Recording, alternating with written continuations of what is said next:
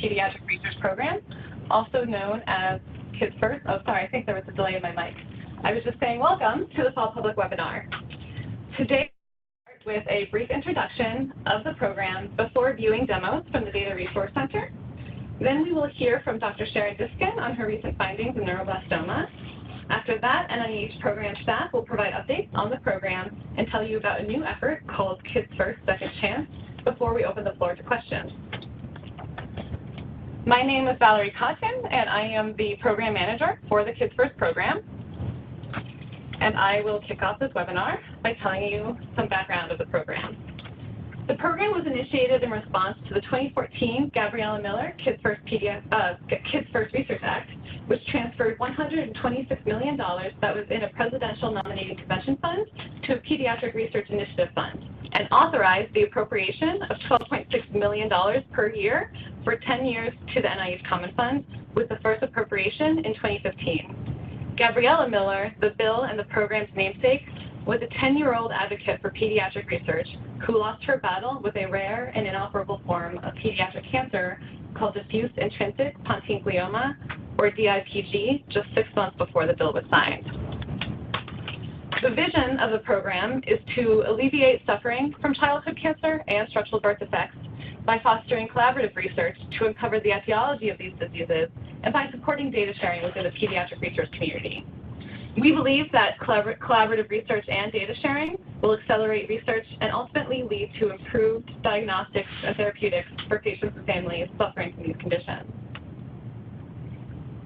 The strength of studying these pediatric conditions together is supported by the fact that there are associations between childhood cancers and birth defects, suggesting there are shared genetic pathways underlying these conditions. However, both sets of conditions tend to be relatively rare and therefore warrant coordinated efforts to build, combine, and study sufficiently powered data sets. Kids First is a trans-NIH Common Fund program, and every Common Fund program is overseen by a trans-NIH working group. The Kids First working group is chaired by institute leaders from NICHD, NHLBI, NCI, and NHGRI, or also known as the Child Health Institute, Heart, Lung, and Blood, the Cancer Institute, and the Genome Institute, with representation from 12 other institutes and centers from across the NIH, as well as the CDC. Like many Common Fund programs, the Kids First Working Group laid out a 10-year plan for implementing the program's vision. We have thus far implemented 2 major initiatives. We started with a large-scale data generation effort to identify childhood cancer and structural birth defect cohorts for whole genome sequencing by Kids First funded sequencing centers. The second initiative is to build the Kids First data resource. The Data Resource Center is charged with processing, harmonizing, and making accessible Kids First genomic and phenotypic data sets to facilitate and empower genetic discovery. We are still in the process of planning and implementing initiatives for the final years of the program, and today you'll hear a bit about potential next steps. These initiatives lay the foundation for what is really the core of a growing Kids First community. XL1 cohort investigators are leaders in their respective fields. Kids First sequencing centers are involved with other large-scale data efforts that inform Kids First projects. And the Data Resource Center is charged with facilitating new research collaborations, as well as engaging with patients, families, and foundations. Each component of the program draws in more researchers and expertise as we continue to accelerate genetic discovery to ultimately improve the lives of children and families who are impacted by these conditions. Anyone can be part of the Kids First community, and throughout today's webinar, you will learn about ways to engage with the different parts of the program. Allow me to introduce the Kids First Data Resource Center, which is led by Dr. Adam Resnick from the Children's Hospital of Philadelphia, in collaboration with 5 other sites. Dr. Resnick is the co-director of Data-Driven Discovery and Biomedicine at CHOP, and I want to emphasize that the Data Resource Portal, which you will hear a lot about today, was launched just 1 year ago this month. So we are very excited to hear about its progress to date. So Adam, I will make you the presenter.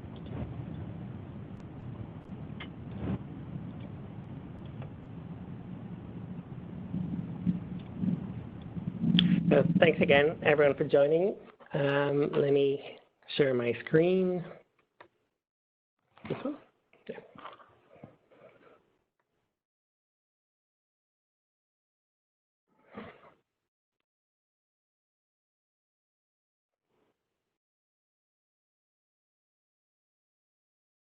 So as Valerie mentioned, we're essentially 1 year old today, or at least this month. And what we thought we'd do today in the context of this webinar is really introduce some additional features that we've been deploying within the Data Resource Center's architecture. But more specifically, I think as we have begun processing and deploying and releasing data sets, wanted to go through some of the features and workflows for team-based discovery that we can empower within the Resource Center.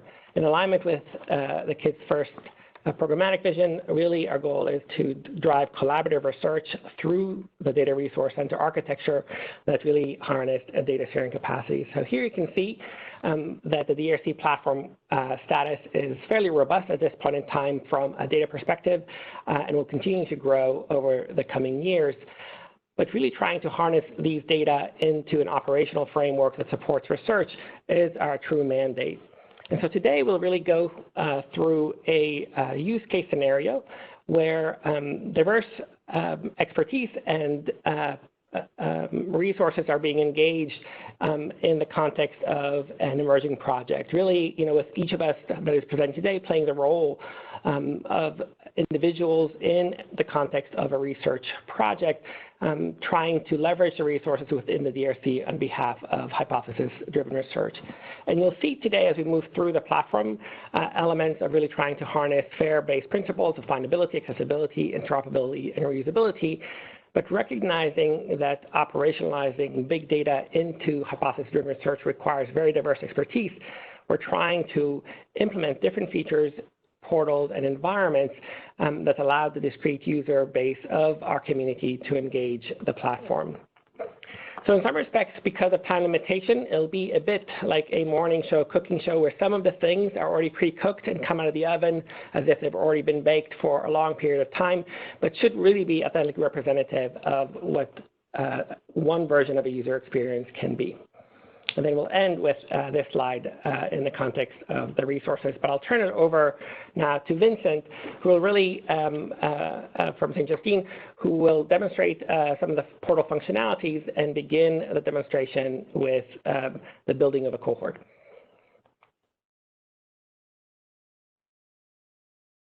Thank you, Adam. I'm going to share my screen now.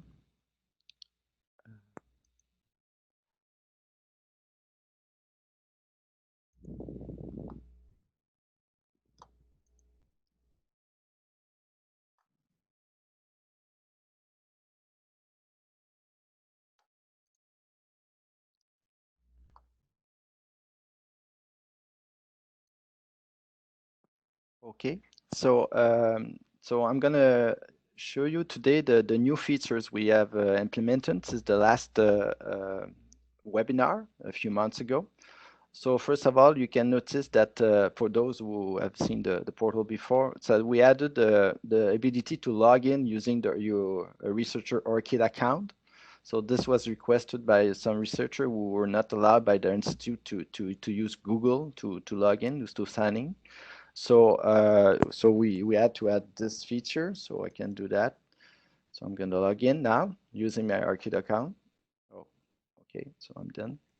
And then, so the portal as before, 3 sections: a dashboard, an exploration data, which is the cohort builder, and a file repository. In the next few months, we're going to add more features, 2 new sections, one for searching members and connect to them, and also a section on the variant database that we are starting to build for Kids First. So let me show you the cohort builder.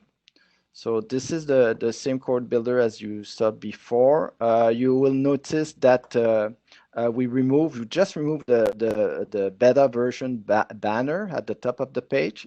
Over the last few months, we integrated user feedbacks and we fixed some bugs. We added new features, and I think now we can say that this tool is complete and stable enough to be called version 1. So the cohort builder has the same three sections. So you have a section for a filter section when you can select search criteria. You have a query section in the middle, and then at the bottom you have two panels, two views of the results. So a summary view with some visualization, and a table view which show the list of participants for the current query. So the new thing now is that those charts are clickable now. So for example, you can, if you're interested to the first study here, you can click on it, and then it adds a term in the query section, and everything gets refreshed accordingly. So now I'm looking at the data for the study congenital earth defect, the kids first one. And you can see at the right that you have 2,133 participants in that study. Now I can add the new criteria using the filter section. For example, if I'm interested to do a family analysis, I can look for search for only trios in that study. So I can do a search family here. And then I find the family composition field, click on it, and then I can select trios. So you see that for each fields displayed in this bar, you have the count on your right. This is the count on the number of participants for this category. So we have 888 participants in a trio in that study. So I can select the field, the value, and add it to my query. I can duplicate queries. So let's say I want to duplicate the current one. And then I get a second queries. And this is one of the nice features of this cohort builder is that you can add more and more queries to elaborate complex ones. So it's kind of a process that you can implement in your way to search the kids first cohort. So let's add a new criteria, for example, here. So I can add a diagnosis if I want to be more specific. Let's say diagnosis. I can search for diagnosis Mondo. So we have ontologies for diagnosis and phenotypes, the different ontologies. You can see for diagnosis of the Mondo one, the NCIT, and we kept the source text as well. So let's say I select Mondo, and I want, let's say I would select the hypoplastic left heart syndrome here. So 54 participants satisfied that this criteria. So I can apply. And you can see I have 54 on the right side. I can see I have 54 participants in that. I can always go back to the first query and then re-execute it automatically, and the result at the bottom gets refreshed again. Okay. A new feature we have is it's the ability to upload IDs. For example, if you know the participants you're looking for, or if you know a family IDs, you can just upload it there. So for example, let's say start a new query here, and I will upload some IDs that I have in mind. So these IDs are 3 families IDs. And then, so the tool actually found all the participants belonging to these families. So I can, if I type an ID that doesn't exist, for example, this thing, I will have an unmatched, I will have one line in the unmatched tab here saying that, well, this ID doesn't match. You can upload CSV, list a long files of ID if you want. So let's execute this query, view result. And then you can see, for example, in the table view that you have, 9 participants in these 3 families that I have just uploaded. So that's a good tool. So let me start a new query. So as you know, the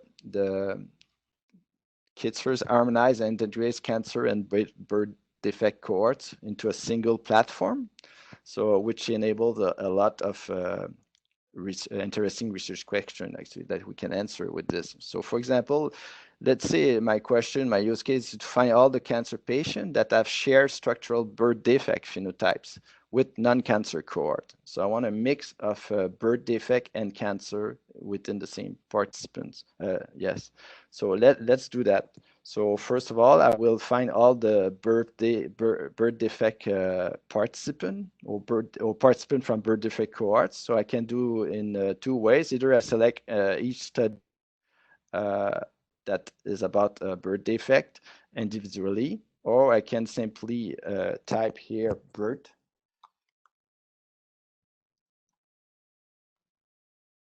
Sorry.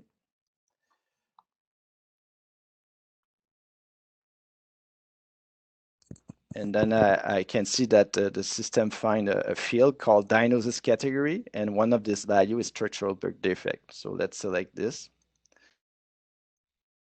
And then I can see now that I have 2,293 participants in birth defect cohorts. Now I can duplicate this query. And I want only those, among those one, I want only those who have a phenotypes, an observed phenotype reported. So I can go here and go to the observed phenotype, the HPO, the ontology HPO. Open all of them, and you can see I have 345 such a phenotype. So I can select all of them and apply the criteria. So now I'm down to almost more than 1,900 participants who belongs to a birth defect cohort, and for which we have whom we have observed phenotypes. Now the question is that, okay, are these observed phenotypes shared with any cancer patient? So I can duplicate the query again, and then here, instead of selecting structural birth defect, I will select cancer. And by doing this, what I find is all the cancer patients with observed phenotype that are shared with a patient from a birth defect cohort. And then I got 63 participants there. So at any point of time, you can actually save your result. And then you can save your cohort using this button and add give a title, a description, and you can do it. I won't do it because I already done it before, but you can do that and refer, and when going back to it afterward. Let me do another last query. So let's say I want to be more specific. I want to add some diagnosis. So I will open the, sorry. Yeah, that's actually a new thing I wanted to show. So we do have now histological diagnosis. So if I want to be more specific, I can search for histological diagnosis here. And you can see we have 3 histological diagnoses, Mondo and CIT, and the source text as well. So I can select source text. And then let's say I select the first one, so the low-grade glioma. And then I'm down to 13 participants with cancer, patient with an histological diagnosis called low-grade glioma, and with observed phenotype shared by some birth defect participation as well. So a new thing we have now also is a participant page. So you have a link on each participant ID, so you can click on these links and you open a specific page for the given participant. So you have a summary, you have 2 tabs, summary and clinical.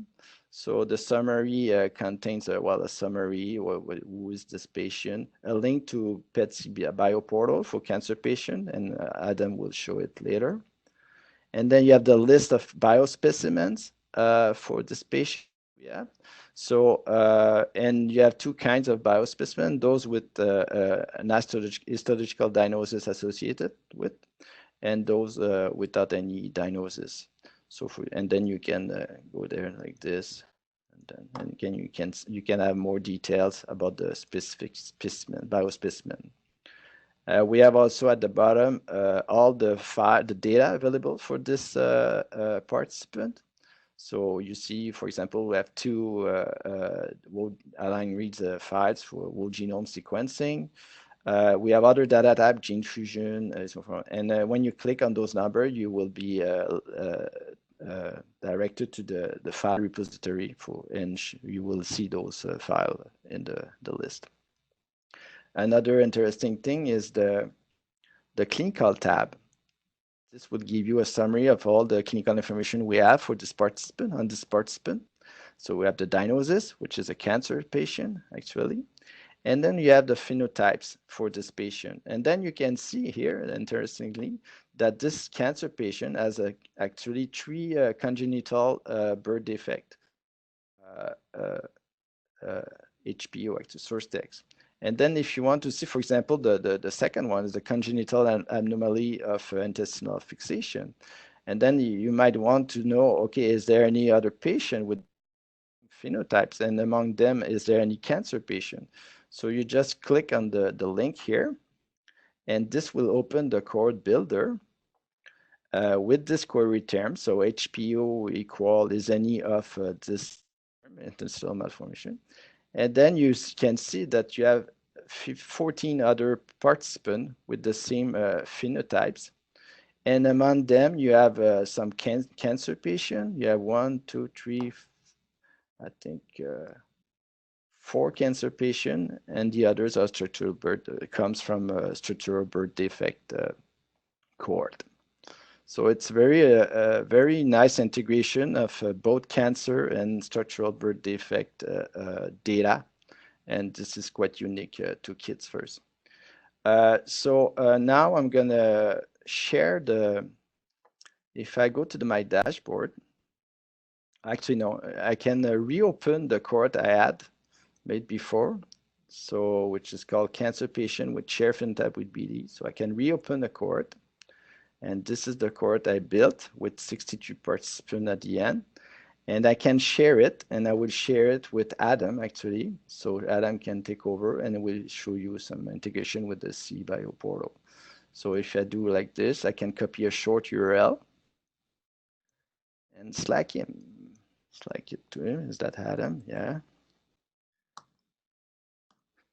And Adam can take that link and open it, and you will see my saved cohort. Yeah. Perfect.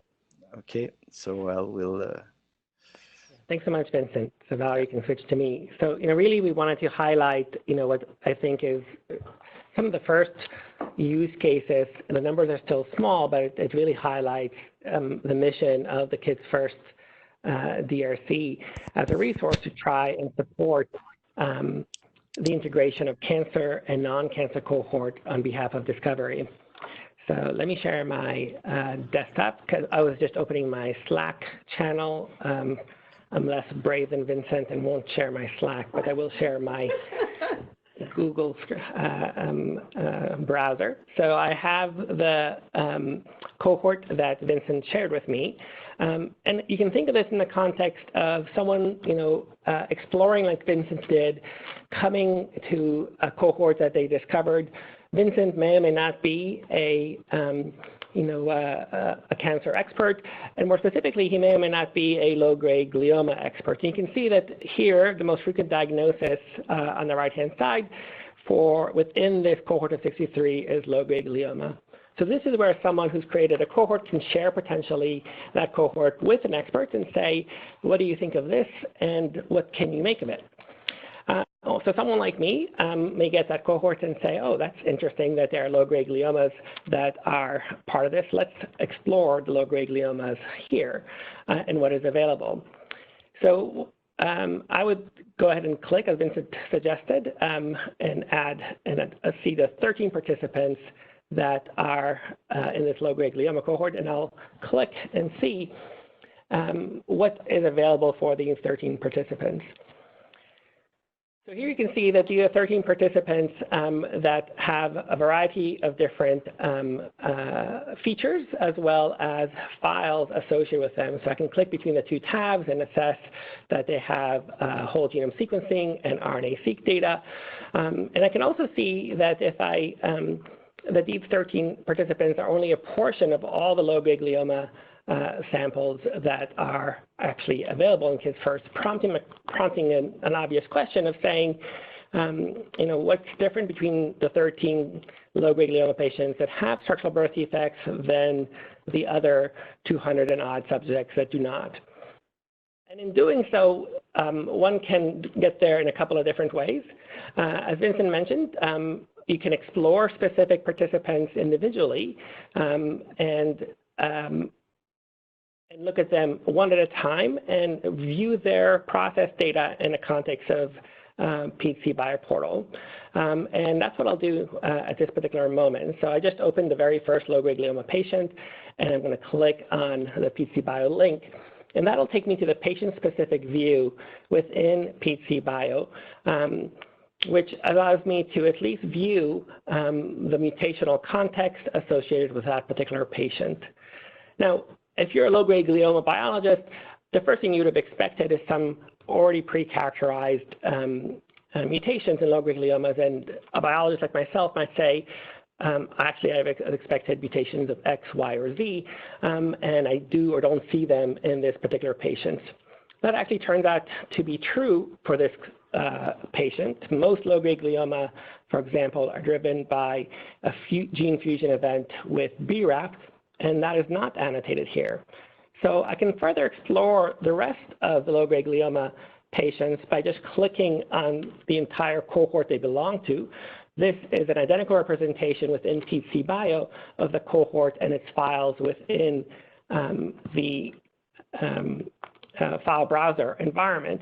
And here you can see that there are 259 low-grade astrocytoma overall, and we already know that 13 of them actually have birth defects characterized. In PHC Bio, you can also begin making some comparisons and some analysis. So I'll just show some briefly. Here you can see if I click on low-grade gliomas as a whole, the most often mutated gene is BRAF. And we can actually assess whether or not the 13 patients that we highlighted are actually also fall into that category. So here I have actually a list of those 13 patients that I can export from Kids First. And I'm going to go to PHC Bioportal and put that list in to review this cohort. Before I do that, though, I'll actually create a group. You can see I've created some groups here before of all of the cohorts that are here. And I'll actually just change the name. You can see that I've practiced this particular one before. So this will be all. But then I can also, as I mentioned, create a custom group of just the patients that had a structural birth defect and look at those, right? And you can see that some of them have BRAF and some of them do not, but I can also click on individual ones and assess them. But again, I can also create another group of these patients to compare. So I'll go ahead and create a group here. Just 13 and create that. Once you can create groups, you can actually begin comparing them from one to another and do some initial visualization of those cohorts to just see if there's something of interest that you might want to define. So as expected, 16 samples from 13 subjects are part of a larger cohort. But once again, you can create groups that are more specific to those that overlap or don't. So you can say no overlap. And then you can create comparisons between these groups and analyze, for example, survival or any other features of interest for them. Now, the part that I think is really interesting as a biologist is that once you start looking at these cohorts, the interesting thing that you come up with is that the 13 subjects that you identified actually are not similar to other low-grade gliomas, and none of them, for example, contain the expected gene fusion event that drives most low-grade gliomas. So if you wanted to understand, well, what can you potentially target in this cohort if they don't have a canonical mutation, you would have to go back to the original data set and then perform additional analysis. The PC Bioportal environment provides you the opportunity to essentially play with process data, but if you have a hypothesis, you may want to go back to Kids First environment and create additional analysis to move forward from that context. So again, what I would do is create an analysis. I would choose these 13 samples again, just like I did before. But this time, I would admit to myself, I'm not an expert at processing BAM files or CRAM files, and I would rely on additional partners to do that. So I would go ahead and select the type of files that I think are interesting and create a cohort that I can then push into Cavatica and share with partners who might analyze them. So I'm going to push it into a pre-composed environment because I already in my mind I have some comparisons that I would like to do in order to try and identify new targets in this new sub-cohort of patients that does not have a canonical drug target. So I'm going to copy these files to this GTEx comparison project and then Slack my partner Allison and say, hey, can you help me analyze these new files? But instead of looking for mutation, I'd really be interested in looking at the expression levels of these subjects and comparing them to normal expression levels derived from GTEx. Great, thanks, Adam. So I will be playing the role of the technical bioinformatician, which I must admit is a role I haven't played for a few years, but I think, you know, towards Adam's point, you know, these handoffs between these different teams, you know, I think we saw Vincent use Slack and other things. We know that there's these kind of handoffs in these platforms, and you aren't just going to do everything from one place. So we really think about those different kind of workflows. And so Adam can just tell me, hey, Allison, I put that data in their GTEx comparison project, and you can go, and on my dashboard, I have it here right at the top. One of the things I want to talk about, since we're talking about GTEx and integrating other data sets, is that, you know, a lot of this data is controlled access. And me as a technical bioinformatician has jumped through a whole bunch of hoops to try and make sure that I have all the right dbGaP access and et cetera. And we really started thinking about that in the settings here where we have the different integrations. So we have both Kids First integration through partnership with the University of Chicago that allows us to handle the Kids First data, and really through a really strong partnership with the NCI Cancer Research Data Commons as well, having authorized studies here that initially we've been piloting around target with the pediatric brain data, but this allows us to really have this idea of interoperable and collaborative data sets in line with Kids First, as Adam was saying, that, you know, there's probably other kinds of low-grade gliomas or other brain tumors that you might want to pull in here. So that's obviously a really important part of how we make sure this data is secure and maintained as we do these different handoffs between these teams. So if I go back to my dashboard, and I have many Cavatica projects, as you might imagine, so sometimes it takes a little bit longer to load. But I can just click on it directly, and it takes me to the Cavatica platform. And as I was saying, again, Cavatica is talking to a trusted backend. You have your ERA Commons. This is talking to dbGaP, understanding exactly what data I have access to. So when Adam does that handoff and I log into this platform, it can check my different access. And here you can see in our pre-baked GTEx comparison that, you know, me, Adam, and PJ Raman, who's one of the bioinformaticians who really does a lot of this work, set up in this project. And you can see here in the files, the different files from Kids First that Adam just pulled over, the BAM and CRAM files are here in Cavatica. And this is a part we haven't yet pre-baked, but really once it's there, you might want to reanalyze it. So GTEx itself has different processing, has done different harmonization, but maybe I've already processed it with the Kids First pipelines, and I can start right away. But this is really what Cavatica allows you to do, is the kind of very technical bioinformatics work of finding the different specific workflows, running them at scale. We use the platform to run the DRC pipelines. We are able to do thousands of whole genomes a week on this platform. So we've been working to put the Kids First pipelines on here. So if you wanted to bring your own data or you were pushing other data that was from NCI or other places, you could actually bring it in here and with a few clicks get set up right away to run that pipeline on your data, including all the different reference files. So these are the exact same reference files that we use to harmonize the Kids First data as well. And so this is really starting getting to that, technical bioinformatics role of choosing all the different files, all the different parameters, and really working in collaboration to be able to take that handoff from someone who's looking at it from a biology standpoint. And once you imagine I do all those workflows, I get all the real data, really then it starts being, okay, how do I collaborate back? How do I do the different visualizations? This is where the data cruncher features come into play. And so now there's both Jupyter Notebooks as well as RStudio on here. And so you can see PJ, who's been doing a lot of this analysis, has set up a notebook that is really starting to compare different BRAF fusions with pediatric low-grade gliomas. And you can have a bioinformatician come in here, write all the different R, and then have the nice visualization and plots that I can then hand back over to Adam, who can then look at the different biological insights there. All right. So thanks to Allison and PJ. And Val, you can switch to me and I'll finalize it.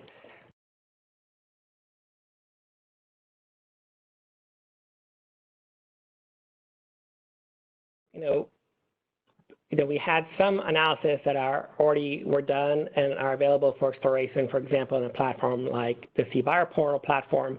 But obviously, when you test hypothesis, you end up having to do some analysis. And as Allison highlighted, oftentimes when you start integrating data sets, either public data sets like GTEx with your own analysis, you have to harmonize such data in order to try to drive the interpretive space.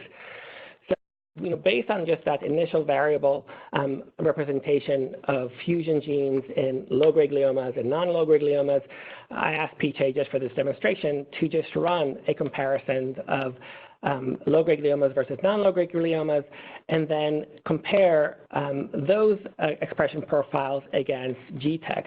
With the main purpose here to say, if the samples that have birth defects don't have a canonical target like a BRAF fusion, can we maybe identify other overexpressed genes in that target? And so here, as I'm scrolling down, is the code. And you can see even here that if you compare, and here this is just the log p-value of the expression, BRAF fusion negative versus positive low-grade glioma samples, you see that there are many more overexpressed genes in the context of the BRAF fusion positive samples, and that the BRAF fusion negative samples, of which the birth defect affected sample are clearly different than the BRAF fusion positive one. And once you have that, you can actually take those data, compare them to the harmonized data in GTEx, and then begin identifying genes that may be differentially overexpressed or underexpressed in different tissues versus the tumor sample in order to really assess what new dark target you might want to pursue. Here we just chosen as example MDK, which you can see has low expression in some tissues but higher in some others. So if you were to design a target, you'd be aware of the potential toxicities associated with it. So hopefully this provides you, the right vignette of the kinds of workflows that you can do as a team, leveraging your differential expertise from both your domain-specific or disease-specific expertise, plus technical, informatic, and platform-based resources. It's exactly these types of workflows that I think impinge on our next speaker, which will be Sharon Diskin, who really has done a phenomenal job with her own X01 project focusing on neuroblastoma, really driving new knowledge by integrating existing data sets in neuroblastoma with new data coming from the Kids First data sets to make new discoveries. So with that introduction, Sharon, who is at the Children's Hospital of Philadelphia, I'll pass it over to you for the next portion of the presentation.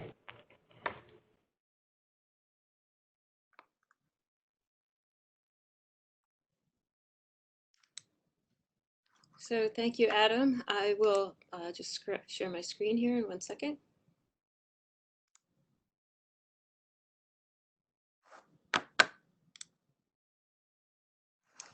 So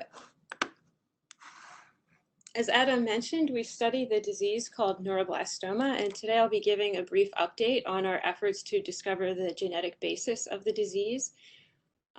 Many people initially think that neuroblastoma is, sorry, this is not moving, is a brain tumor, but it is not. It's a malignancy of the developing sympathetic nervous system.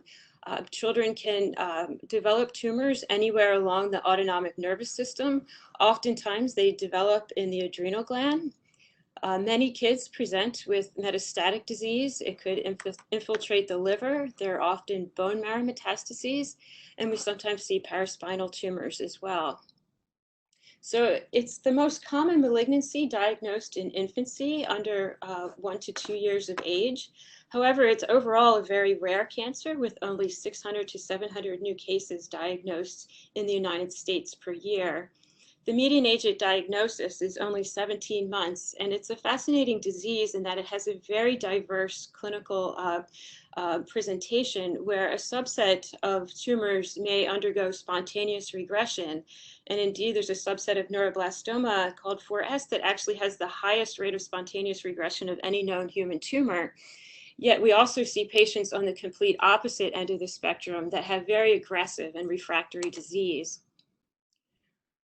The phenotype of these tumors can be defined by the genomic alterations that are present in the tumor. Most notably, there's often amplification of the MICN oncogene. This occurs in about 25% of neuroblastomas. And then we also see these segmental chromosomal copy number alterations in the tumor. And we also know, which I'll present some data in a moment, that there's a significant contribution of germline variants to tumor phenotype as well. And the Children's Oncology Group has classified patients into low, intermediate, and high risk of disease. And in addition, there's also an international neuroblastoma risk group assessment that includes very low risk.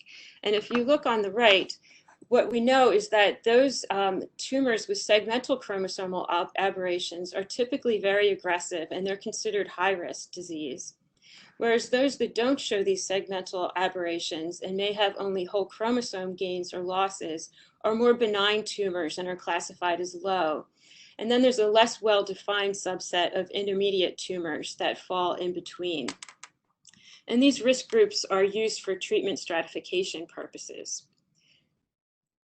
When we look at the Center for Disease Control at the number of childhood deaths by disease per year, we see there's over 4,000, and the majority, 53% here, come from childhood cancer. And I mentioned that neuroblastoma is a very rare cancer overall, yet it accounts for a disproportionate number of these cancer deaths, in estimating 12% overall. And those that do survive high-risk treatment often have significant treatment-related morbidities. So we're interested in studying the genetics of this disease because understanding these underlying genetic factors that influence tumorigenesis will help us inform rational therapies and is really the first step towards understanding or preventing cancer. So we know that only 1 to 2% of cases present with a family history of the disease. These are typically children that are diagnosed at an early age of onset. They may have multiple primary tumors, and it's been particularly difficult because multi-generational pedigrees are rare due to the potential lethality at a young age. And if we look at the right, we see that back in 2008, the major neuroblastoma predisposition gene for familial cases was identified as ALK through a traditional sort of linkage study. We also know that another 5 to 10% of these familial cases have mutations in FOX2B. And these are really patients that have other associated conditions of neural crest-derived tissues and are considered syndromic. So this doesn't account for all families, so it's thought that there's other familial neuroblastoma predisposition genes to be identified. And we also know that even patients that do have an ALK or FOX2B mutation, that there's incomplete penetrance. So just having these mutations does not necessarily mean you will show up with a disease. It could be that some of these tumors underwent spontaneous regression. They could have clinically occult tumors that we don't know. The primary was neuroblastoma. And the search is really ongoing to identify modifiers of these known highly penetrant mutations, as well as identifying additional familial predisposition genes. But as I mentioned, this is only 1 to 2% of cases. And the question that we've really been trying to address in our lab is, why does neuroblastoma occur in children without a family history of the disease, which we refer to as sporadic neuroblastoma? So this is a graphic from a recent review we published, and how we tend to think about the variants and their germline variants and their contribution to susceptibility. So along the x-axis, we're plotting the allele frequency, where we start with the very rare alleles, and on the right, we're showing more common alleles. And on the y-axis, we have the effect size. So the further up you go, the bigger the effect size. And if we look up top, these are the known familial neuroblastoma predisposition genes I mentioned. And the rest of the genes here are really focused on studying sporadic neuroblastoma. And we divide these based on whether they're common variants. These are alleles that are present in healthy individuals, but the alleles are more frequent in neuroblastoma. They're enriched.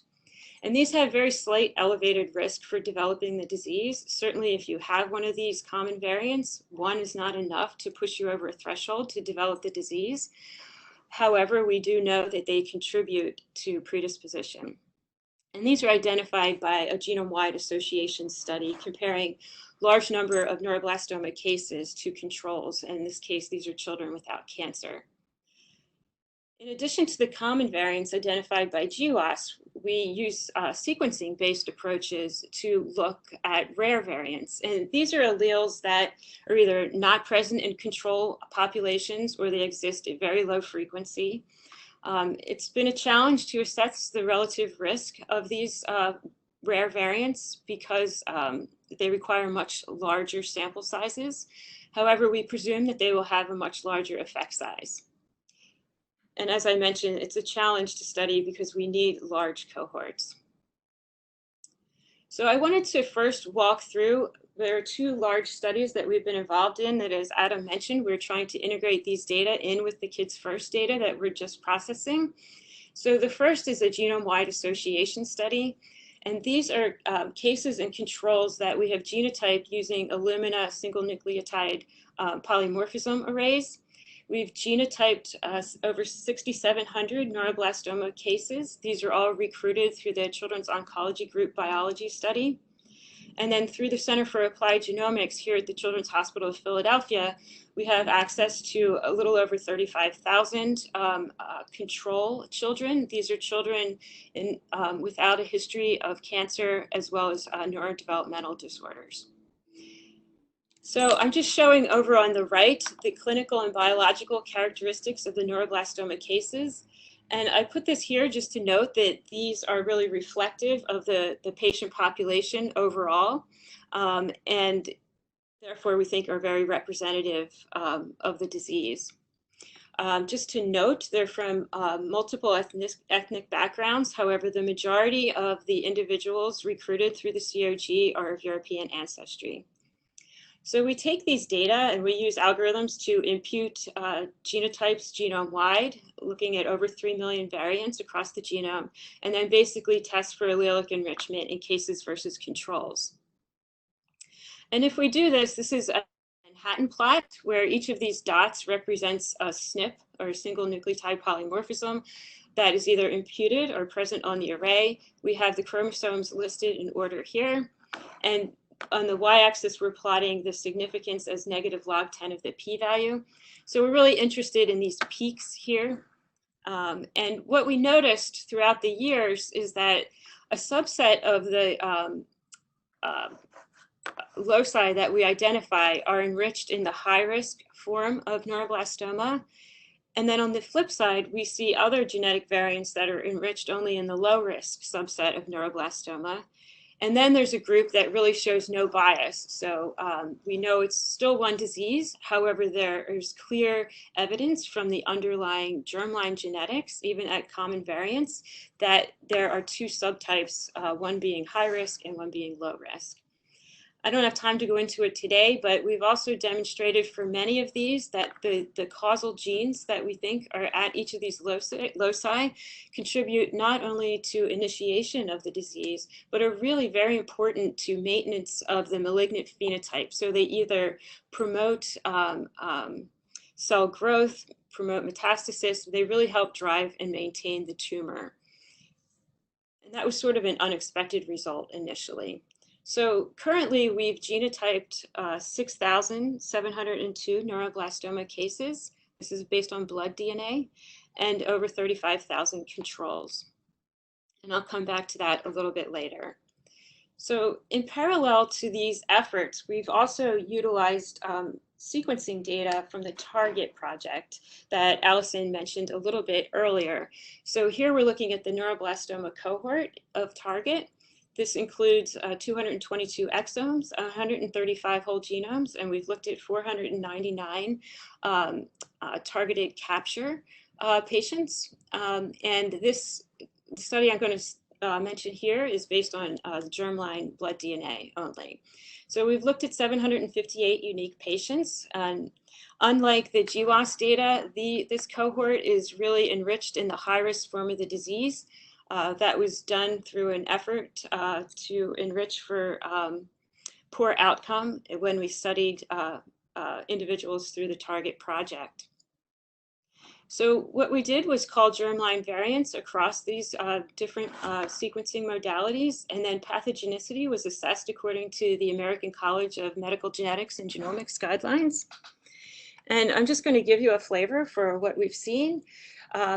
These are the genes that had pathogenic mutations or rare variants across multiple cases. And you can see at the bottom, they are predominantly in high-risk patients, although the cohort was also predominantly high risk. And we do see some in intermediate risk as well as low-risk patients. And the most frequently mutated gene was BARD1. And if we look a little more closely at that, we saw that there were 9 pathogenic mutations in the BARD1 gene across our cohort of 758 individuals. That corresponds to a little under 1%. Most of these were stop-gain mutations. We also saw 2 splice site mutations and a frame shift deletion. When DNA was available, we validated all of these by Sanger sequencing as indicated. And we then tested this for enrichment against the exact cohort, excluding TCGA individuals. This was highly significant with a p-value of 10 to the minus 6 and an odds ratio of 14.99. This was done across all ethnicities, so we also restricted to European ancestry, and this remains significant as well. So this is sort of a flavor of what we're hoping to do with the sequencing data, and gives you an idea of the sheer number of patients that will be needed. So we have a longstanding interest in the lab of looking at copy number variants. And just so everyone's on the same page, these are segments of DNA in the genome that are either deleted or duplicated such that there's no longer 2 normal copies. So if we look on the left, we see this is the normal situation where we have 2 copies. One is listed, indicated in orange, one in purple. The individual on the left has lost the region in purple and therefore has a deletion. The individual on the right has gained that region and therefore has a duplication. So our hypothesis was that if we study large, rare copy number variants, that these will contribute to neuroblastoma predisposition with a much larger effect size than the common variants that we had identified through the neuroblastoma GWAS previously. And our approach was to test these rare germline variants, CNVs, genome-wide for enrichment in cases relative to control population. This, in this sense, being children without cancer or neurodevelopmental related phenotypes. And by rare, we were referring to any variant with a frequency less than 1% in the general population. And by large, we mean anything greater than 500 kb. And this work was really led by Laura Egoff, who's a very talented graduate student in the lab. So I just want to remind everyone who doesn't think about these things all the time how we can get this data using SNP arrays from our GWAS. So we're given raw SNP array intensity data with allele A indicated in red and allele B here in blue. So if we look across a panel, these individuals would be homozygous for the A allele, these would be homozygous for the B allele, and the purple dots here represent a heterozygous SNP. And from these data, we can get two key items. One is the log-R ratio, which can be thought of as the ratio of the observed intensity over a reference panel of individuals. And we can also get a B allele frequency, which can be roughly thought of as the intensity of the B allele over the intensity of the A and the B allele. So if we look at these plotted out where each of these dots is a SNP, we expect for a normal copy number, the log-R ratio to be centered around 0. And for the B allele frequency, we expect to see this spread. So some SNPs will be homozygous for the B allele, some will be heterozygous and have AB, and some will be homozygous for the A allele. When we have altered copy number, this changes. So in a deletion case, the log-R ratio would be decreased, and we would see homozygosity either for the B allele or the A allele in the B allele frequency. Similarly, we can detect duplications with an elevated log-R ratio and a split in the B allele frequency where we have multiple genotypes possible, with 3 Bs, ABB, AAB, or homozygous for A.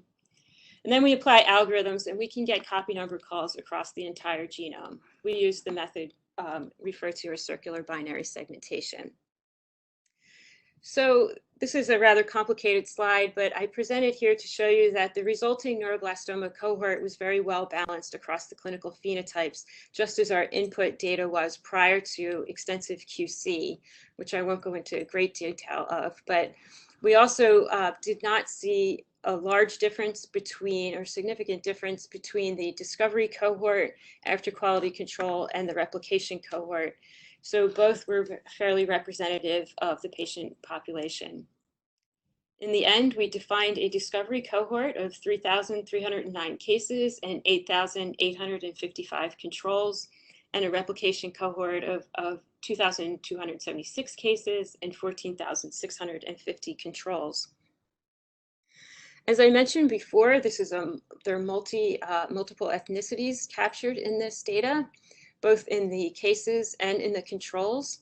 So if we can take the genotype data and perform a principal component analysis and plot PC1 versus PC2 along with the various HapMap populations, we can very easily separate out Europeans, those with African admixture. We can identify East Asians and South Asian and Hispanic. We can do this in the discovery cohort and also the replication cohort. If we dig a little deeper and compare PC2 to 3, we can separate out the South Asian population with those with a more Hispanic contribution. And again, if we look at the discovery cohort and the replication cohort, they're fairly comparable. And as I mentioned before, the majority of these individuals are of European ancestry, and I'll refer back to that in a moment. So the first thing we wanted to know is if there was an overall difference in the number of large rare CNVs observed in neuroblastoma patients versus controls. We did not see a difference. On average, there was 0.154 CNVs per case and 0.157 per control, with the p-value of 0.7. We did observe slightly more duplications than deletions in terms of these large rare CNVs. So ultimately, what we wanted to do was test individual copy number regions. So we looked for those that were greater than 500 kb and recurrently altered in at least 3 neuroblastoma cases. And this gave us a total of 40 CNVRs. We then used a Fisher-Exact test with a Bonferroni corrected significance threshold based on the number of copy number variable regions we were testing. Once we did that, there was only one region that passed genome-wide significance, and that was, that was a deletion on chromosome 16p11.2. It was present in 3.36% of cases and 0.02% of controls in the discovery cohort, similar levels in frequency in the replication cohort. This was highly significant and had an odds ratio of 13.9, which is again much higher than what one would typically see from a common variant identified through GWAS, which is more in the 1.1 to 1.2 or maybe up to 1.5 level. So this was mixed ethnicities. So we wanted to make sure that that wasn't confounding our results, because we know there is population stratification that we need to contend with. So therefore, we restricted to European only. And again, this remained highly significant. The frequencies were comparable, the p-values comparable, and the odds ratio, again, is comparable. So it turns out that this corresponds to a known microdeletion syndrome at 16p11.2. The deletion is known to affect about 1 in 3,000 individuals. It's been associated with multiple and diverse phenotypes, most notably autism spectrum disorder, but also developmental delay, intellectual disability, obesity, and others. When we look at the region that we identified, we can see, so what we're doing here is plotting the SNP array minimal and maximal regions. This was also confirmed by whole genome sequencing. And when we compare it to known published regions and the critical region, our data is very consistent with that. And as noted by us and others, this region is flanked by segmental duplications, and this is probably what is driving the copy number variation. It's a complicated region to study. It contains 28 protein coding genes. So this has hindered and complicated efforts to understand what may be a causal gene at the locus. We wanted to know, if we looked at matched tumor DNA, whether we could, one, confirm that the deletion was also present, and also to see if there may be a homozygous deletion or a deletion of the one remaining allele in the tumor. We did not find any homozygous deletions, but we did confirm the deletion using whole genome sequencing in all tumors, all germline samples that had a matched tumor. We next wanted to know if the deletion was enriched in any particular neuroblastoma subset or clinically relevant cohort. So we first looked at MYC-N amplification status. Again, as I mentioned earlier, MYC-N is a known neuroblastoma oncogene that associates with poor prognosis. And quite strikingly, we actually didn't see this deletion in any of our MYC-N amplified patients with MYC-N amplified tumors. So it definitely seems to be restricted to the non-amplified subset. And then similarly, we saw an enrichment really in the low risk, more benign form of the disease, although we did see it present in some high and also intermediate risk patients. So in many of these other phenotypes that have been shown to be associated with this microdeletion syndrome, oftentimes the deletion arises de novo instead of being inherited from one of the parents, although it can be inherited. So we really wanted to know, is this 16p11.2 microdeletion inherited or acquired de novo in the affected child with neuroblastoma? And this is where we really kind of hit a roadblock a while back, because there's a real limitation of current neuroblastoma studies that we do not have parental DNA. It's just not something that was routinely collected by the Children's Oncology Group, which banks our other samples. So this is where the Gabriella Miller Kids First Neuroblastoma X01 cohort really comes into play. So through our collaborator at UNC, Andy Olshan, who led the Neuroblastoma Epidemiology in North America, or NINA project, part of what they did was actually collect saliva DNA from patients and parents. And this is really what was the initial thrust for the X01 application. So we submitted approximately 640 cases, as well as their parents, with mostly saliva DNA. Some were supplemented from the biobank with blood DNA for sequencing. So this is really the first large study that includes parental DNA for neuroblastoma. And then we were fortunate enough to also be able to provide matched tumor DNA and RNA, as indicated here, for 366 tumors with DNA and 226 with RNA sequencing. And these were banked through the Children's Oncology Group. And similar to the genome-wide association study, if you look at the clinical and biological characteristics at the right, these are really in line with the expected profile of the patient population. So we are very excited to start to utilize these data. So the very first question we wanted to ask was about the heritability of the 16p11.2 microdeletion. And we were fortunate enough that there were 4 cases that overlapped the cohort, the Kids First cohort. And what we're showing here are there are 2 trios and 2 duos on the bottom. And what we're plotting here is the coverage where you can see this is the maternal sample. This is the paternal sample. You can see that from this that there's no evidence for deletion in either parent. This is the child, which clearly has the deletion, so we infer that this is de novo. And similarly on the right, where we have both parents, we are able to say that the deletion in the child has occurred de novo. We can also further look at other low frequency variants, and we can say that this was inherited de novo on the paternal allele, whereas this deletion was inherited de novo on the maternal allele.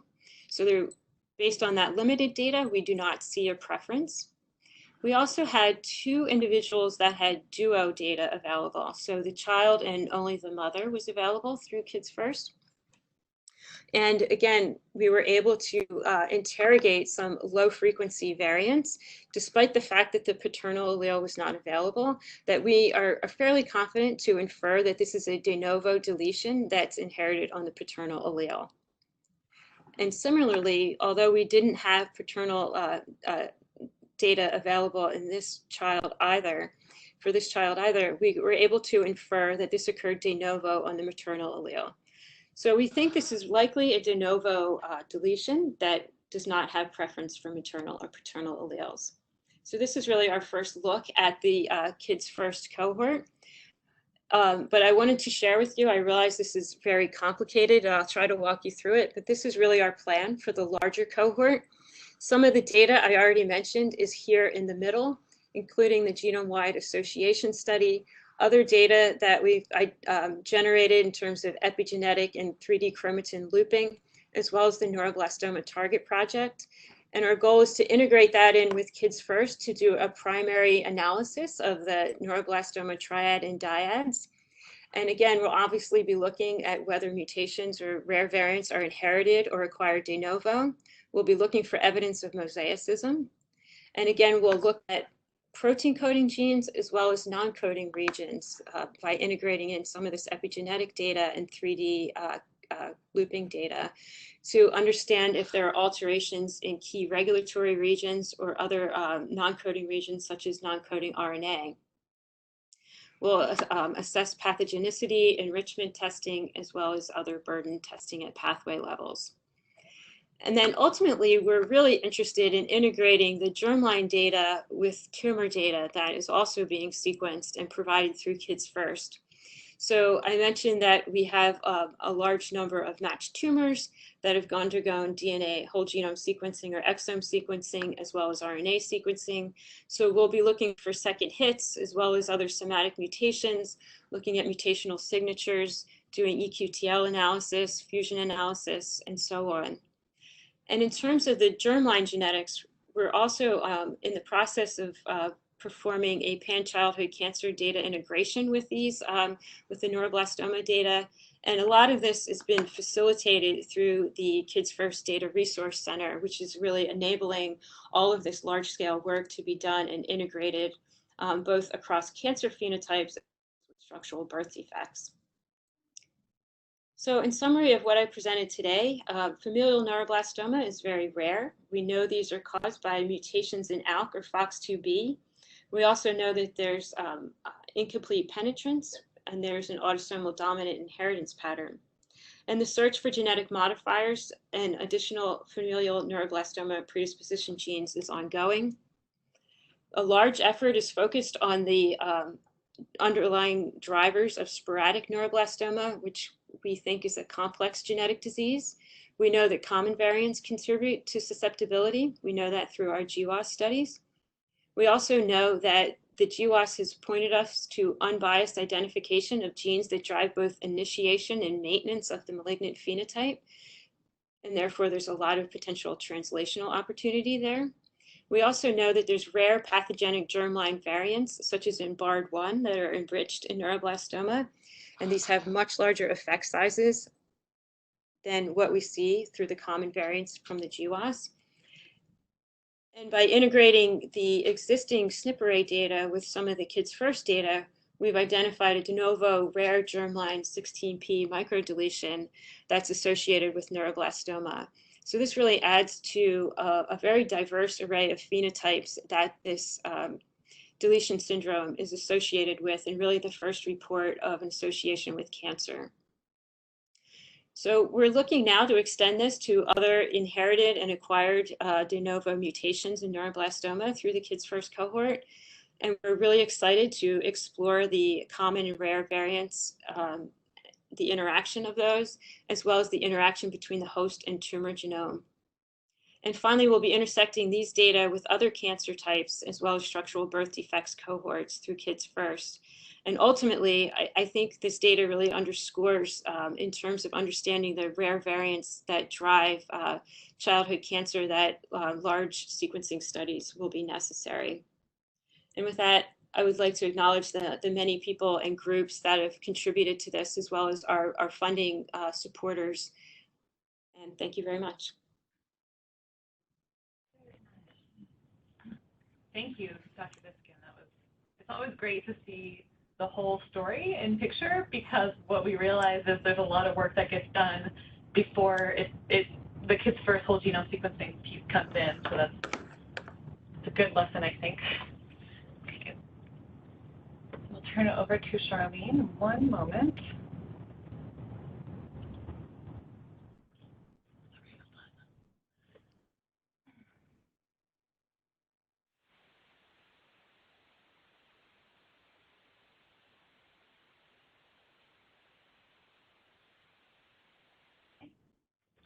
Hello, everyone. I'm Charlene Schramm. I'm a program officer at the National Heart, Lung, Blood Institute here at the NIH, and I am one of the members of the NIH team that oversees the Kids First program.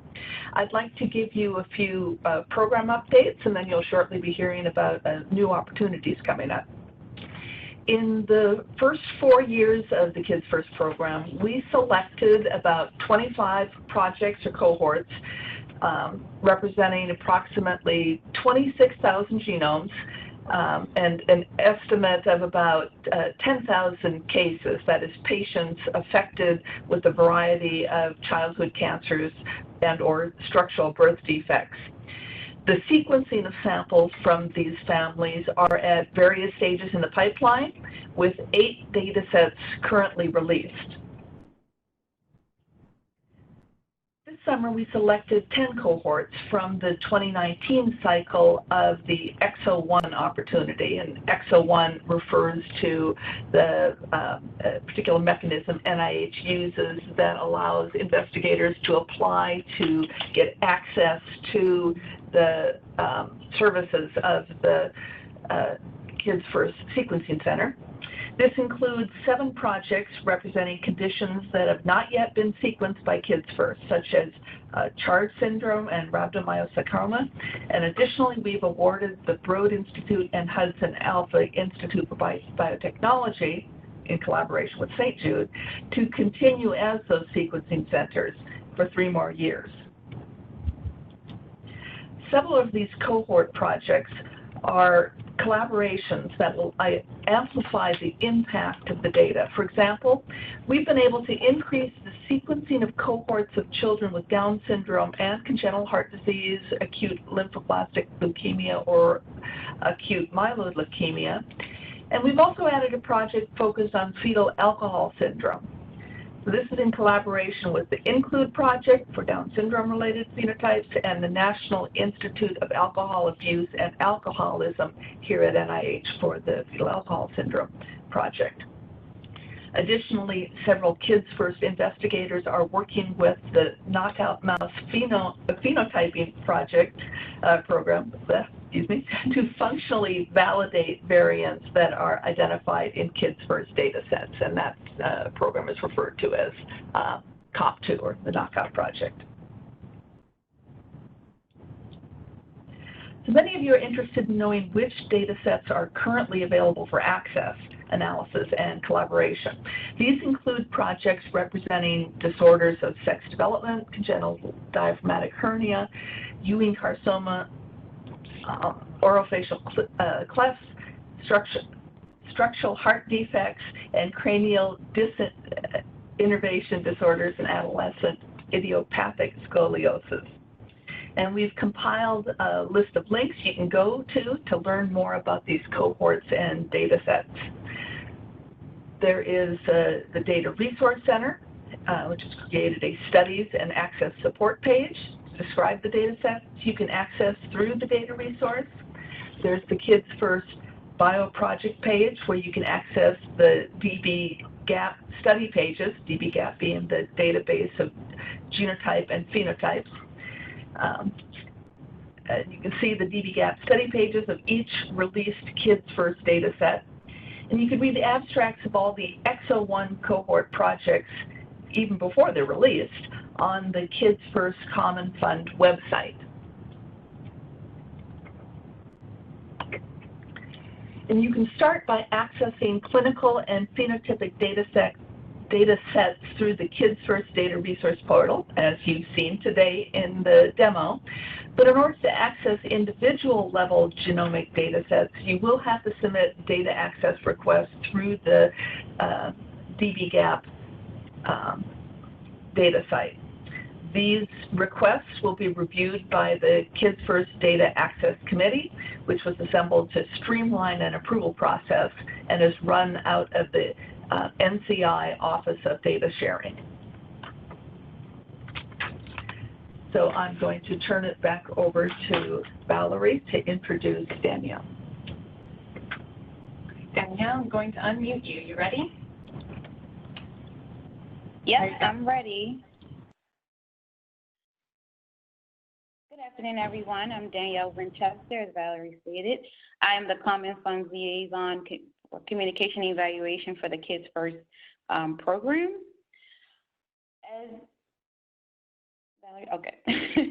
As we close out the FY19, we complete 5 years of Kids First. So we have started to think about the best ways to accelerate pediatric genomics research for the remaining years of the program. To that end, last fall, we launched a survey at the American Society of Human Genetics meeting to solicit feedback from the Kids First research community. We also held meetings with our steering committee. We met individually with each of our external program consultants. We gathered feedback from the administrative and outreach core of the DRC and brainstormed with the NIH Kids First working group.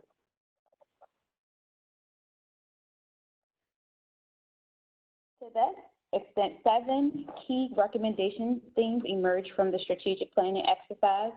The themes covered: supporting innovation through resource, infrastructure, and tool development, supporting clinical and phenotypic data extraction, harmonization and curation, encouraging validation and discovery through collaborative efforts with an emphasis on engaging trainees and new data users, promoting data sharing, and supporting integration and interoperability with other pediatric data sets, as well as pursuing functional validation with model organisms.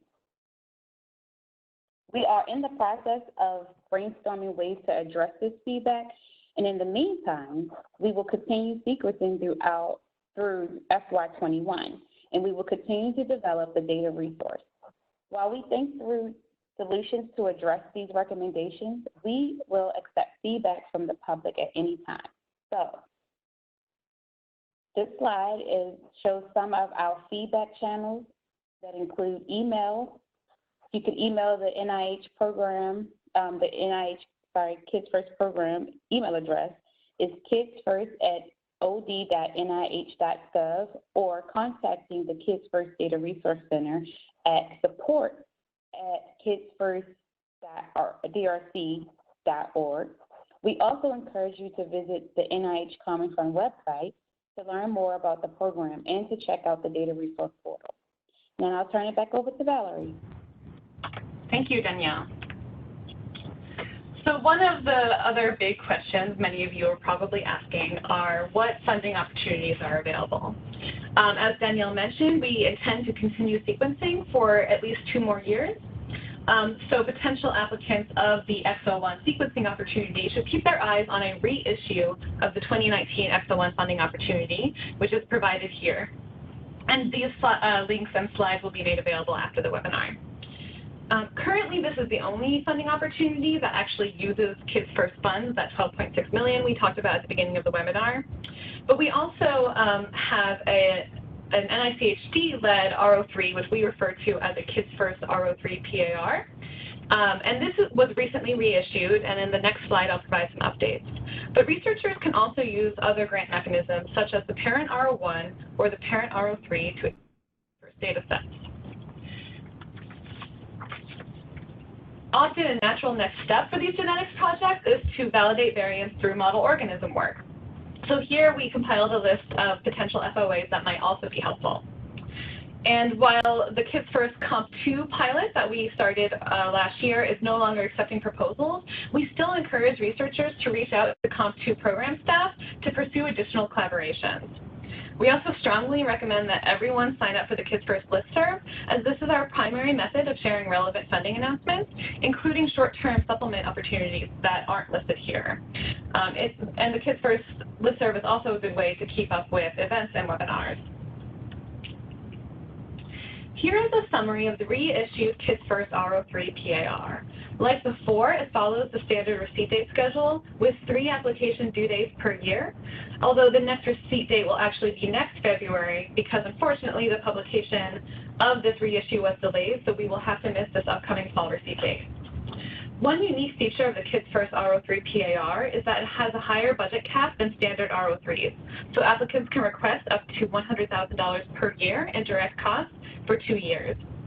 If you have any other questions about this, we encourage you to look at the FOA, but James Coulong is the primary contact, and then there are other scientific contacts from the other institutes that are participating in the FOA itself. The biggest update to this FOA is the detail of the data and resource sharing plan section. Briefly, it is expected that any tools, data, workflows, pipelines that are created or used with support from that grant would be shared with the wider research community for sharing through the Kids First Data Resource Center in a timely manner and in a way that enables replicating or building on the analyses. These R03 grants must be used to analyze Kids First data sets, but if researchers are proposing to co-analyze Kids First data with other data, they must describe how those data are currently being shared. If those other data sets are not currently accessible through another data repository, they will have to confirm that the data can be shared, for example, through dbGaP. So we do encourage that anybody who's interested in applying to actually read the language of the FOA to understand this, and then you can obviously reach out to us for questions. But now I'm going to transition to the next part of today's webinar, which is to introduce a new community engagement effort called Kids First Second Chance. So the background for this is that we all recognize that the value of Kids First data sets will be amplified as more researchers use these data to make discoveries that will lead to improved health and ultimately alleviate suffering for families affected by childhood cancers and structural birth defects. There are many researchers accessing Kids First data. Keeping in mind, again, that the Data Resource Portal launched just 1 year ago, there are nearly 800 portal users, and the Kids First Data Access Committee reports that there are more than 70 approved data access requests for the 8 released genomic data sets. As discussed earlier in the presentation, there are several NIH grant mechanisms available to support analyses of Kids First data sets. But NIH resources are limited, and many excellent applications go unfunded. For example, with that Kids First R03 PAR that I talked about, this has been around since 2016. And in that time, the NIH has received, reviewed, and made funding decisions about 37 R03 applications, 11 of which were funded. Of the 26 that were not funded, 10 of them were discussed and received an impact score during peer review, but still missed pay lines for institutes they were assigned, for the institutes that they were assigned to, because again, this doesn't come from Kids First funds, it comes from the participating institute funds. We anticipate that as more Kids First data sets become accessible to the research community, the number of research applications related to Kids First analyses will grow. As Charlene described, there are 8 data sets available now, but at least 25 more are in the pipeline. Meanwhile, another thing that emerged from the strategic replanning exercise that Danielle described is that external organizations are interested in working with the NIH to support pediatric research, and many patient foundations are strongly supportive of Kids First emphasis on data sharing and collaboration. So we've created a way that we think we can help connect organizations with researchers who are analyzing Kids First data, but were not successful in obtaining a grant from NIH. The way this would work is participating organizations would agree to be contacted by researchers seeking an additional chance for funding of Kids First data.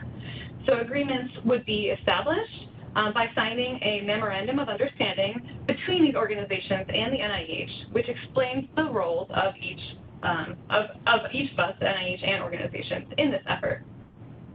Meanwhile, researchers continue to apply for NIH grants to analyze Kids First data sets. For grants that are not funded, NIH program staff will help direct researchers to a web page listing organizations who've agreed to be contacted. It is then up to researchers to contact organizations and then provide summary statements from the original peer review and any other information requested by the organization to consider the proposal or even just part of the proposal for funding. From there, organizations would follow their normal procedures for receiving requests for funding, and researchers would follow their institution's procedures for applying for funds. We do ask that participating organizations commit their researchers to sharing data in a manner that is similar to the expectations of the Kids First R03. For example, Kids First R03 recipients are expected to be able to share data or pipelines that are created or used with support from those funds with this Kids First data resource.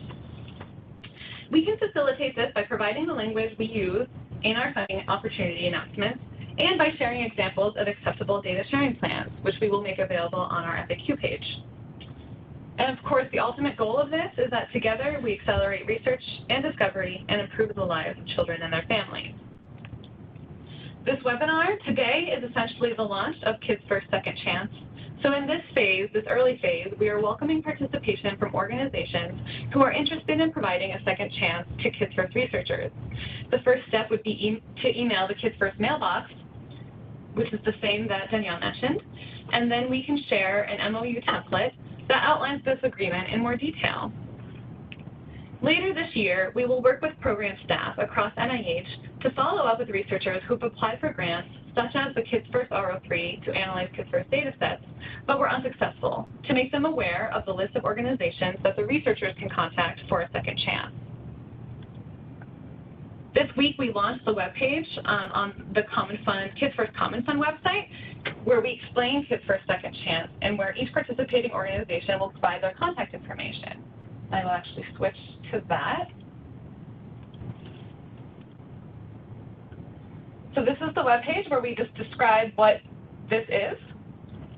And we already have had one organization sign on to participate, but we are certainly ready for more, and we are happy to answer any questions about this at any time. So with that closes out all of our presentations, and we will enter the Q&A period. So any webinar attendee is welcome to ask a question in the Q&A panel, which is to the right side of your screen. If you don't see it showing up, we realized this morning that if you hover over the 3 dots, the ... icon at the bottom of your screen, click that and you should see an option to bring up the Q&A box. You can also send us a private chat, or I would say send me a private chat, and I can read a question out loud. Let's see. Okay. I have a question about, I think this is for Sharon, so I will read it out loud. We have detected a very small group of patients with pediatric cancer and an apparent enrichment of other CNVs predisposing to neurodevelopmental disorder. Is it possible to collaborate with the group regarding this issue? I'm going to say yes, but I think Sharon's Absolutely. Absolutely, yes. We would love that.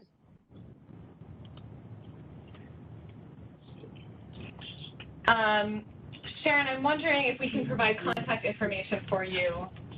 Yeah, that would be great. Or you can absolutely email, the person who asked that question can email the Kids First mailbox too. I'll put that up again, actually. Okay. I can't actually see the questions. No, you can't. I'm sorry. It got messaged privately to me. Okay. So I will help make that connection. That would be wonderful. Thank you.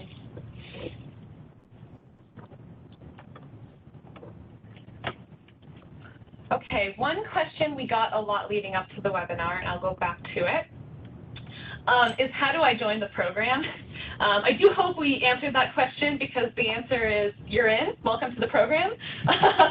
You know, there's no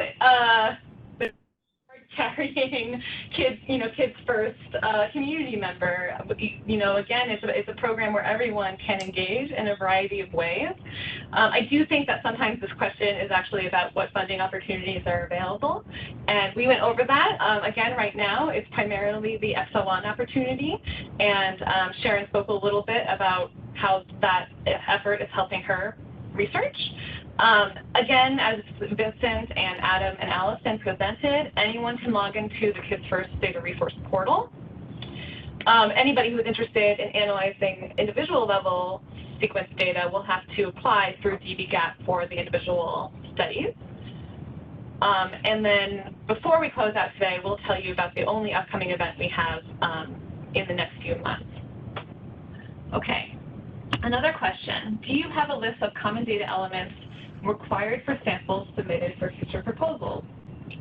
For example, samples from CNS tumors. I will start to answer this question, and I'll allow Adam and Allison to join in too if they can. So the Data Resource Center did come up with a really basic minimal list of data elements that we expect for incoming XO1 projects. That said, we really struggle with this because we have such a diversity of phenotypes represented in Kids First. And as you saw in the cohort builder tool, it's really important that we get as much deep phenotype data as possible to make these data sets as searchable and interoperable as possible. So we'd be happy to talk more about that. So we have a starting point, but when you apply for the XO1, we ask you to describe everything that's available. Adam or Allison, do you guys want to comment on that as well?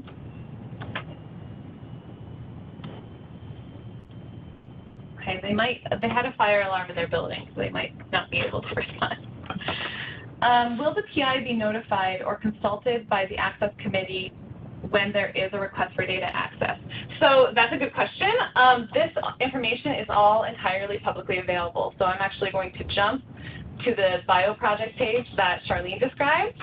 This bio project is just a way for us to keep all Kids First data sets together, and it's not super user-friendly, but if you click on this 8, this is the list of all Kids First genomic data sets that are available right now. When you go to this page, you will see the list of all of them. So let me jump to the Ewing Sarcoma project. This is the individual dbGaP data access page for the Ewing Sarcoma project. You can learn about the project in the description. And when you scroll down to the authorized data access request section, you can see all of the data access requests that have been approved by the Kids First Data Access Committee. So you can see which researchers are using the data set, and you can see how they are using the data set. This is all publicly available, very transparent, managed by the dbGaP data access request process. What is the expected timeline for dbGaP access permission? Any resources about preparing the required materials for the data access application? My, I feel so prepared for this. This is great. I have a slide for this. Oh my God. So 1 year ago, when the Data Resource Portal was launched, we had an all-day webinar, and we had lots of presentations that day, and all of those YouTube videos are still accessible. But one of them was our Kids First Data Access Committee Chair, Vivian Otto-Wong, gave a pretty detailed presentation on how to prepare a DBGAP data access request. There are also other materials available through NCBI resources, but this is definitely a great starting point. I don't know, timeline for permission. I think your question is, how long does it take for the JAC to approve an approval? I'll tell you that NIH-wide, we're supposed to say 2 weeks at most, but the Kids First Data Access Committee is so streamlined that they're down to 1 day.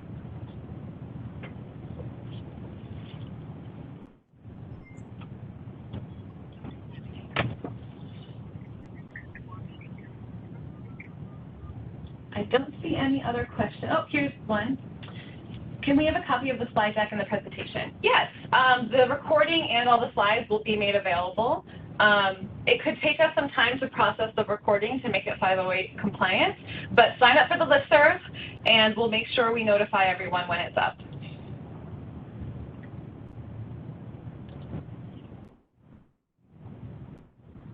Will you reply to the questions when we register the webinar? Yes, so we did ask for questions, registration.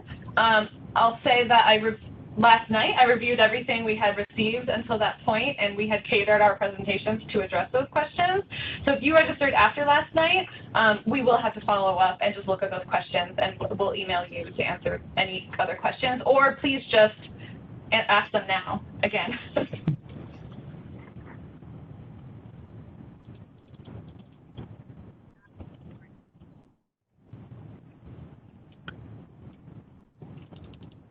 Just making sure I didn't miss any other questions throughout today. I tried exploring the data portal. Absence of a single publicly accessible data set was a big obstacle. Could you explain your question a little bit further? Oh, no publicly available data set. Okay. Individual level data, individual level genomic data, according to NIH genomic data sharing policy, cannot be publicly available. Yeah. But I think this question is also referring to genomic summary results, things that, and so the portal has been live for 1 year. We are still developing the Kids First data resource and the various components of it. And I will say that on the horizon is a variant warehouse, the ability to search some summary statistics from the data sets that are within the Kids First environment. Adam, did you want to jump on that too? Yeah, I can just add that, as Valerie mentioned, we're deploying additional environments for folks to use to explore summary statistics and additional data. We presented today one version of that, which is the PHC Bio portal, which allows you to at least review somatic alterations and non-sensitive data that you do not require DBGAP approval for, at least for cancer-based cohorts, as a first stab at providing access to such data. Some other data elements within the Kids First cohorts and file types that do not represent individual based genomic data are available for you to explore right now. But as Valerie mentioned, most of the individual data right now that's there requires DBGAP access.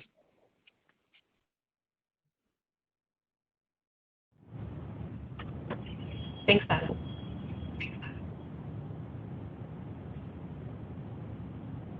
Okay, I'm reviewing one more time for additional questions.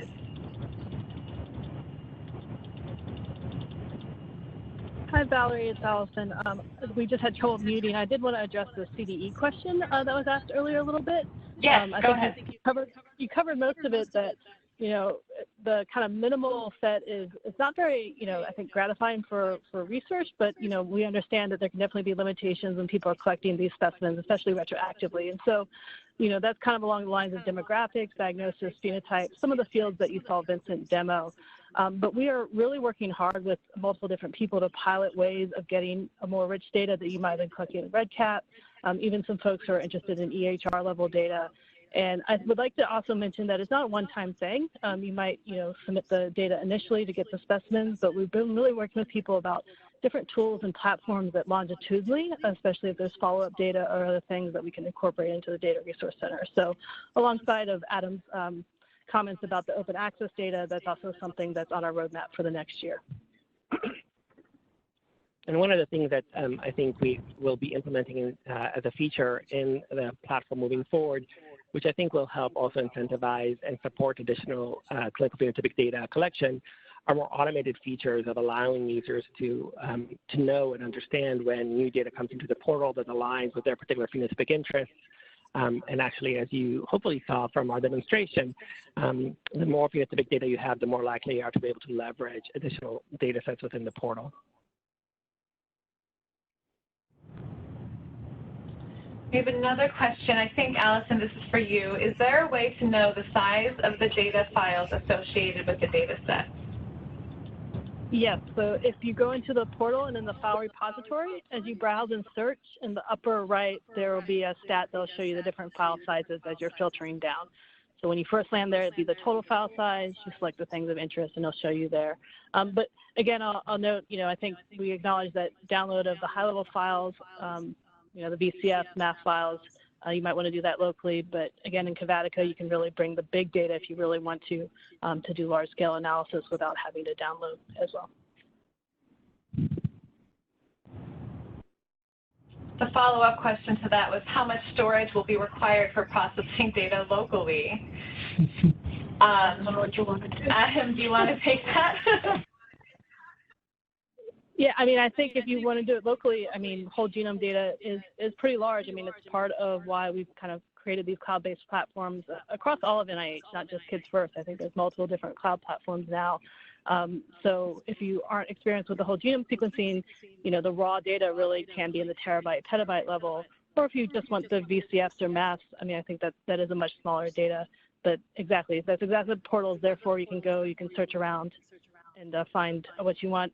Another thing that the DRC has been doing is really piloting cloud credits, and we have some new funding available to start doing that. We've had an initial batch of, I think, around 10 to 13 X01s, and we're going to be working on a good process to review that. Right now, it's pretty lightweight about the abstract, what you want to do, whether you want to bring your own data, and many of the different investigators have had pretty good successes of bringing their own pipelines to the data and more rapidly accelerating their analysis.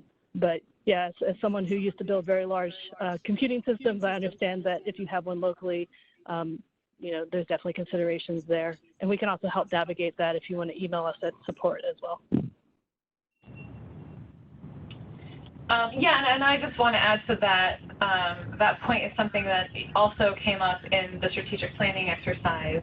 And we are very programmatically interested in finding ways to make it easier and smoother to use these cloud-based resources, because you've shown very eloquently, everyone today, including Sharon, that that's how research is faster.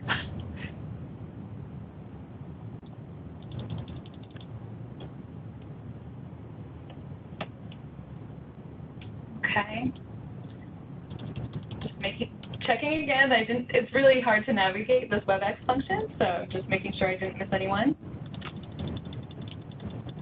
Okay. Adam and Allison, before I do my last slide, do you guys have any last words? Or Sharon, did you want to comment on any of the questions or anything else?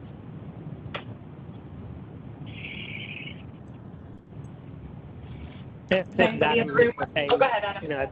Yeah, as always, we always look for feedback from the community on how we can better serve you as a data resource center. So we're open to suggestions, comments, features. This is going to be an ongoing development context for the portal and environment. And so we're very, very eager to have community feedback as to the types of questions, features, or challenges you face as you engage the platforms. Yeah, let me put that feedback slide back up. And again, we'll make this all available, but this is really, you can contact the Data Resource Center directly, you can contact the program directly, you can learn more about the program side and the Data Resource Center side.